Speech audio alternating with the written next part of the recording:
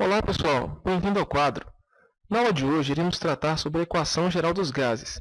Até então, nós vimos algumas condições importantes, que se a temperatura for constante, então P1, V1 é igual a P2, V2, o que chamamos de lei de Boyle.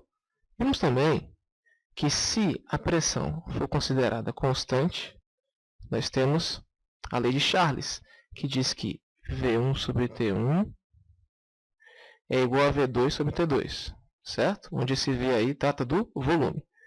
Além disso, vimos a lei de Gay-Lussac, que diz que para sistemas ou transformações onde o volume é mantido constante, P1 sobre T1 é igual a P2 sobre T2. Chamei a atenção de vocês que essas equações eram válidas para quando tivéssemos o mesmo número de mols de gás. Mas será que não conseguiríamos juntar todas essas três equações numa única equação? A resposta é sim. E nós temos o que chamamos da equação geral dos gases, que diz que, independente se a temperatura, a pressão ou o volume é mantido constante, nós podemos escrever que P1V1 sobre T1 é exatamente igual a P2V2 sobre T2. Mas não se esqueçam que nós aprendemos que existia uma hipótese para que isso fosse verdade. Isso aqui é válido quando estamos tratando com a mesma quantidade de gases, o mesmo número de mols de gás. Então, para N1 igual a N2, nós podemos escrever que P1V1 sobre T1 é exatamente igual a P2V2 sobre T2.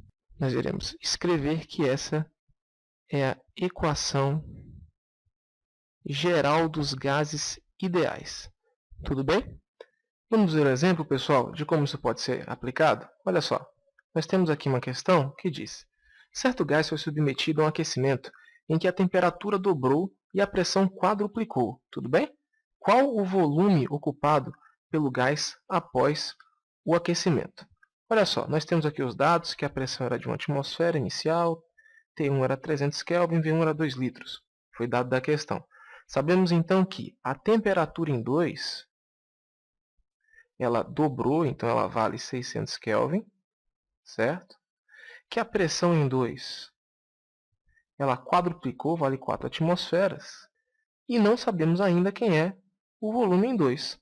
Podemos utilizar a equação geral dos gases, que diz que P1, V1 sobre T1 é igual a P2, V2 sobre T2. É só substituir os valores que a gente vai encontrar o valor de V2. Vamos fazer? Quem é P1? P1 é 1 atmosfera. Eu vou separar aqui para a gente conseguir resolver a questão bonitinho. 1 atmosfera vezes o volume de 2 litros, dividido pela temperatura de 300 Kelvin, é igual a P2, 4 atmosferas, volume não sabemos, e a temperatura de 600 Kelvin. Tudo bem? Resolvendo aqui o nosso problema, a gente pode fazer algumas simplificações, na é verdade? Olha só, 300 simplifica com 600, sobra um 2 aqui embaixo. 2 simplifica com 4, aparece um 2 aqui. 2 sobre 2 dá 1, a gente descobre que o nosso volume final nada mais é do que 1, e como estamos dando unidade de litro, 1 litro. Tudo bem? Agora, pessoal, por que nós conseguimos resolver utilizando a equação geral dos gases? A questão disse que certo gás foi submetido ao aquecimento. Então está implícito que o número de mols de 1 é igual ao número de mols de 2. Não houve saída de gás de dentro do recipiente. Por isso que a gente conseguiu resolver utilizando a equação geral dos gases. Tudo bem? Nós iremos continuar este assunto na nossa próxima aula. É isso aí. Até a próxima.